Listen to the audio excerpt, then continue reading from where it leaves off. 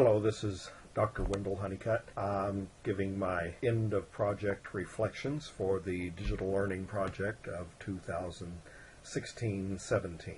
I wanted to use a domain of one's own in order to provide a technological solution to the isolation that students experience, particularly in an independent setting or in an online setting.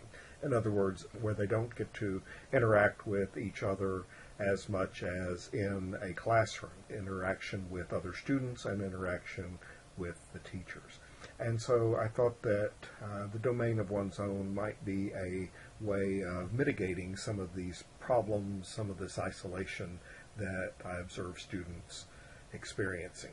And on a larger sense, or in a long-range sense, I hope to use domain of one's own in other classes, face-to-face or online, doesn't matter, as a means of fostering student interaction, getting students to work together, connecting.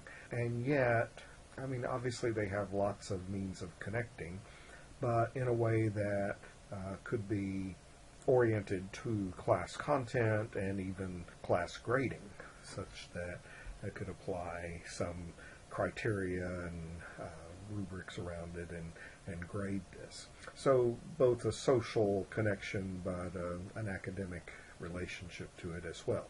Well, I wanted to start small, and as it happened, I didn't have an online class, but I did have two independent study sections. In other words, two separate students studying something on their own independently. So clearly there's isolation right there. There is no class, there is no interaction with anybody other than just me. One of them would be geographically removed as well, so we would only be connecting electronically. The other would have occasional face-to-face meetings. But the idea, I thought, was to start small, have a small sample, and this would be easy to manage and grade and implement the technology end of it. Actually, it didn't work out quite as hoped.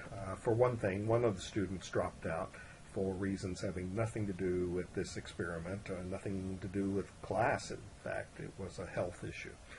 The other student did promise to participate and seemed enthused, but perhaps wasn't really. In any case, the enthusiasm didn't last. The student did establish a website, did put up some data, just trying out the process, but nothing of any real significance or consequence. There's nothing to show you. In other words, it was just not much more than a hello world kind of page. And nor was there any evidence of prolonged enthusiasm with this. Again, this could have been a personal issue. It's hard to tell, but no further work did occur. So essentially there is no outcome, there is no result, there is nothing really to show. But what do we learn going forward? Well, obviously the participant count is too small, so there's not, you can't even draw any large conclusions. Essentially I had one student and it didn't work out. I don't know if that's the experiment's fault, the technology's fault, that student, mine, whatever. It's impossible to say with such a small sample. So we need more people. Another thing, neither of the participants were expecting this when they had originally requested to do the independent study. I think it could only benefit to make this a part of the class from the beginning. Make this built into the syllabus and the course description so that students signing on know this is coming, know this is going to be a part of it. If they truly don't want to do it, then they can avoid it. But otherwise, they don't have any sense of betrayal. I don't know that these students felt betrayed. I'm just guessing. I'm just thinking it could only help to have this as a expectation from the beginning.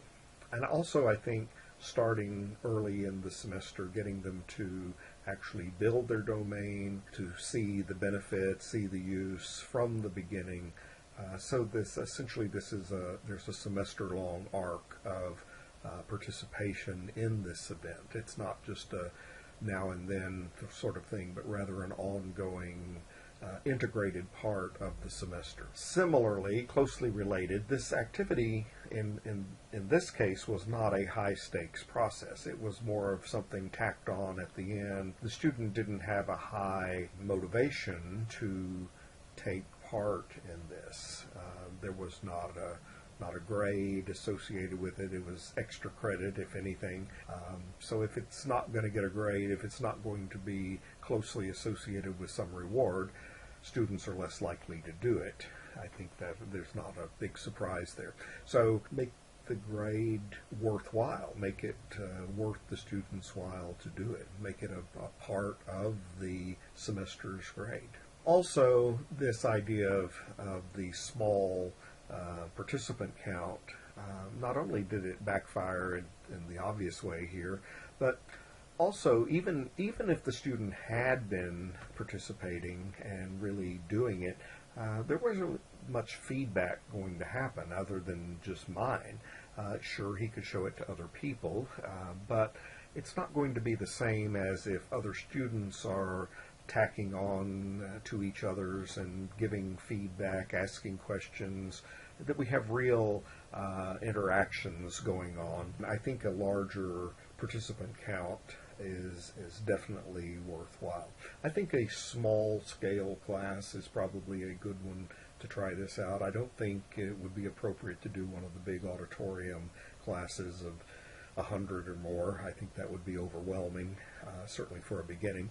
But a class of 20 to 30, I think it would be entirely appropriate. I think we could actually get something meaningful out of this, a good experience for teacher and students, and an actual learning outcome.